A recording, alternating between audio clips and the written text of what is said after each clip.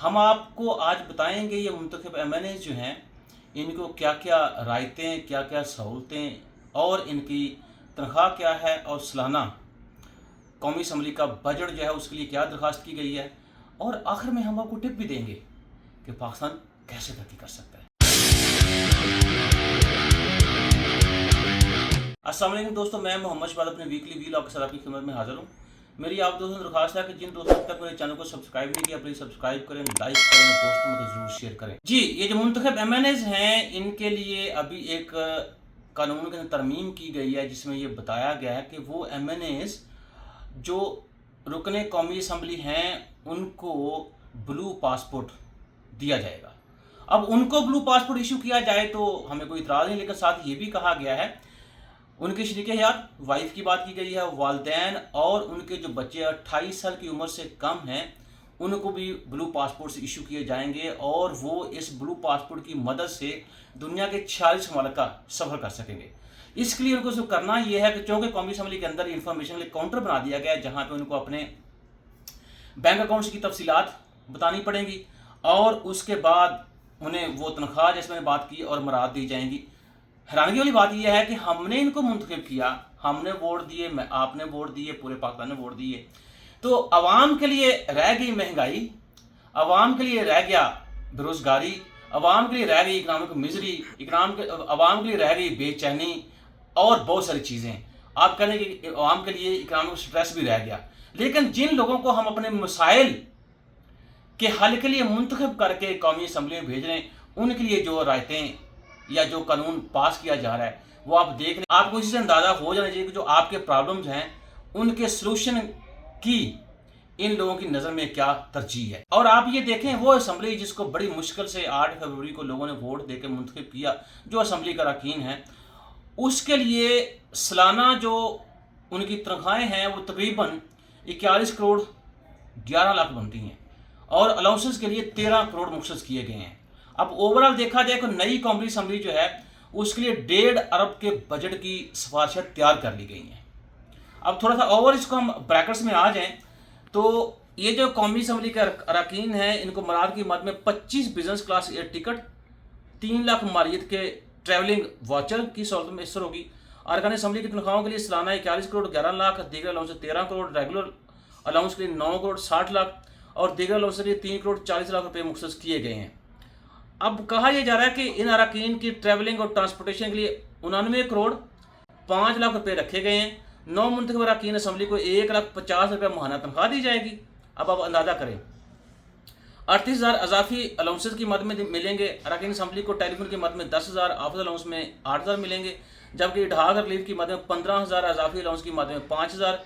अरकान असम्बली इजलास में शिरकत की सूरत में डेली और कन्वेंस अलाउंस हासिल करने के मजाज होंगे। अरकान असम्बली 4,800 रुपये स्पेशल, 2,800 आम अलाउंस, जबकि 2,000 रुपये यौमिया कन्वेंस अलाउंस की मद में हासिल कर सकेंगे।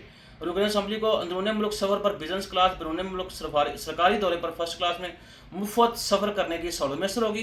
दौरान ड्यूटी रुकन असम्बली यौमिया 2,000 रुपये घर का अलाउंस भी हासिल करने के हकदार होंगे। अब इस पूरी बात के अंदर मुझे बताएं कि ये वो लोग हैं जो कौमी असम्बली में इलेक्शन लड़के आते हैं चांदे को निकाल के, ये अरबों खरबों के खुद मालक हैं, तो क्या वाकई इनको 1,50,000 रुपये तनख्वाह लेनी चाहिए? मुल्क के अंदर जो सिचुएशन चल रही है मेरे ख्याल में सारे जो कौमी असम्बली के 9 मुंतखब अरकान हैं इनको चाहिए कि ये ऐलान करें कि हम तनख्वाह नहीं लेंगे, चूँकि मुल्क को इस वक्त ज़रूरत है कि हम मुल्क के जो गैर ज़रूरी अखराजात हैं उनको कट करें। तो हम ऑनरेरी तौर पर या हम ऐलान ये करते हैं कि हमारी तरफ से कंट्रीब्यूशन ये है कि हम अपनी महाना जो तनख्वाह है वो नहीं लेंगे, या अगर ये नहीं कर सकते तो ये कह सकते हैं कि ठीक है जो अलाउंसेस वगैरह हैं उनको हम कट कर देते हैं। एक मसला ये है कि बिल्ली के गले में घंटी कौन बांधे। जैसे कि आपको पता है कि पंजाब की वज़ीर-ए-आला मुंतखब हो गई हैं मरियम नवाज साहिबा और पाकिस्तान की हिस्ट्री की पहली खातून CM बनी हैं। अब पोजीशन तो बड़ी अट्रैक्टिव है, लेकिन मेरे ख्याल में उनके लिए 2 चीज़ें आड़े आई हुई हैं। अगर वो इनसे बढ़ के परफॉर्म करती हैं तो मेरा ख्याल है कि ये चॉइस बहुत अच्छा होगा और ज़ाहिर बात है फीमेल्स को प्रैक्टिकल लाइफ के अंदर आके पॉलिटिक्स को प्रैक्टिकली करना भी चाहिए और कंट्रीब्यूट भी करना चाहिए। अब मसला ये है कि आप देखें इनके चचा शहबाज शरीफ साहब, वो शहबाज स्पीड के नाम से मशहूर थे, जिन्होंने पंजाब की पूरी सिचुएशन ही चेंज कर दी थी। मैं इंफ्रास्ट्रक्चर डेवलपमेंट की बात करता हूँ।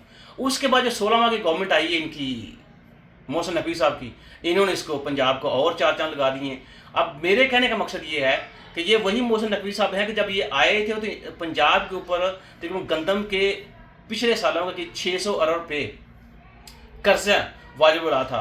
तो जो इन्होंने आके ना सिर्फ वो कर्जा उतारा बल्कि 900 अरब पंजाब को सरप्लस में देके जा रहे हैं। तो इस तरह के जो लोग काम करते हैं या इस तरह के जो लोग अच्छे काम करते हैं उनको दिल भी करता है कि उनको अच्छे लफ्ज़ों में याद करें, उनको सल्यूट भी करें। तो मरियम नवाज साहबा जो हैं वो भी अगर इनसे बढ़ के काम करेंगी तो मेरा ख्याल है कि पूरी पंजाब की जो आवाम है उनको सल्यूट भी करेगी और पंजाब उनको खराज तहसीन भी पेश करेगा।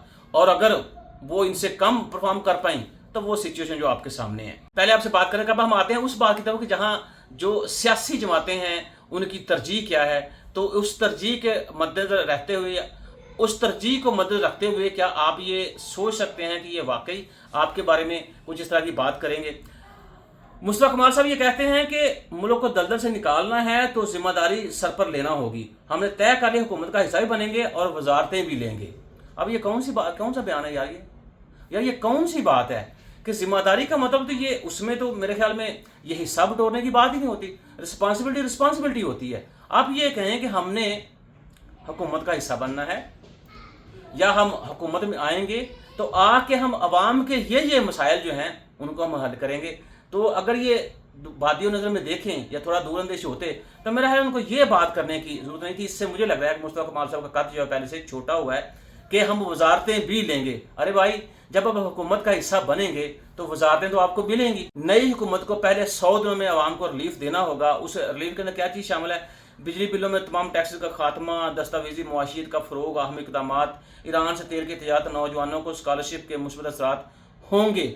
जब आवाम की बात होती है तो लफ्ज़ होंगे का इस्तेमाल होता है, जब अपनी बात होती है तो आप जनाब रातों रात कानून पास करके चीज़ें एलोकेट भी कर लेते हैं। तो अब देखें आने वाले 100 दिनों के अंदर ये गवर्नमेंट कौन सा गुल खिलाती है। वैसे मैं तो कर रहा हूँ ये गुल खिलाएं ताकि हम कहें कि ठीक है जी, एक जमहूरी प्रोसेस के थ्रू ये इलेक्शन हुआ, इलेक्शन के थ्रू ये इत्तेहादी गवर्नमेंट बनी और ये इत्तेहादी गवर्नमेंट ने हमसे पहले ये वादा किया था और अब ये वादा पूरा कर रहे हैं। अब देखें उन जो किस करवट बैठता है। लेकिन ये भी बात आसान है, अक्सर लोग ये बात करते हैं कि हम जब ये बात करते हैं या लिखते हैं कहीं कि भाई इकट्ठे होकर बैठे और मुल्की मफाद की खातिर बात काम करें, तो मेरे ख्याल में बात ये लिखना और बोलना आसान होता है। आप जो ही सर्कल के अंदर आते हैं फिर आपको पता चलता है कि इत्तेहाद जो है इसके अंदर कितनी मुश्किलें हैं। जो उन्होंने बात की है कि नई हुकूमत के पहले 100 दिन जो है उसके अंदर आवाम को रिलीफ मिलेगा, अल्लाह करे ये पूरा हो। जो वो टिप की बात आपसे मैं कर रहा था, आप मेरे वील अगर सुने तो आपको अंदाजा होगा मैं हमेशा ही मैंने ये बात कही है कि पाकिस्तान एक एग्रेरियन कंट्री है और हमें ज़राअत की तरफ तवज्जो देनी होगी। और यही बात कौन कर रहे हैं? Deputy governor state bank. ज़रूरी तरक्की बहुत से मुआशी मसाइल का हल है। तो इसका मतलब ये हुआ कि हमारा जो प्राइम सेक्टर है हमें उसी को तवज्जो देनी चाहिए, क्योंकि आप जितनी दरामदद करते हैं दरामदद अगर ज़री दरामदद तकरीबन 10 अरब डॉलर की हैं, तो हम वो जो ज़री दरामदद हैं उसको मुल्क के अंदर ही पैदा करना शुरू कर दें। या आप करेंगे आप एग्रीकल्चर में खुद कफील हों, आप चीनी में खुद कफील हों, आप गन्ने में खुद कफील हों, आप दूध के अंदर खुद कफील हों और इसी तरह के और जो ज़री शोबे के साथ रिलेटेड चीज़ें हैं उसमें खुद कफील हों, तो कम से कम आप 8 से 9 अरब रुपया जो बचा सकते हैं। इसके लिए आपको क्या करना होगा? ये सारी हाउसिंग स्कीम जो ज़री ज़मीनों पर बन रही है वहाँ स्टॉप करना होगा। आपने अगर ये चीज़ देखनी है कि पहाड़ों का इस्तेमाल कैसे करते हैं, मक्का के अंदर आ जाए, आपको यह नज़र आ जाएगा कि बड़े बड़े पहाड़ों कैसे उन्होंने काट कर उनके अंदर टनल बनाई हैं, वहाँ वो रहायशें बनाई हैं। तो पाकिस्तान में भी आप ऐसा कर सकते हैं कि पहाड़ों को रहायशी मनसूबों के इस्तेमाल करें और जो ज़री ज़मीन है उसके ऊपर रहते हुए कोशिश करें कि हम इस ज़री ज़मीन का जितना ज़्यादा से ज़्यादा एफिशिएंट तरीके से इस्तेमाल करें। और ये जो 8 से 9 अरब का मैंने तखमीना बताया आपको, ये हमारा 100 अरब भी हो सकता है। तो पाकिस्तान में इतना पोटेंशियल है, कम से कम 50 से 60 अरब रुपया जो है वो आप ज़राअत से कमा सकते हैं। लेकिन उसके लिए हमें कुछ कड़े फैसले लेने होंगे, वरना मैं तो जो रायतें आप देख रहे हैं किसकी फार्म में, आप एमएनए बने और उसके बाद जो आपकी तनख्वाह है, उसके बाद जो आपकी अलाउंस है, यकीन करें मैं अपने रब के सामने यही दुआ कर रहा हूँ कि रब्बा मुझे एक दफ़ा एमएनए बना दे।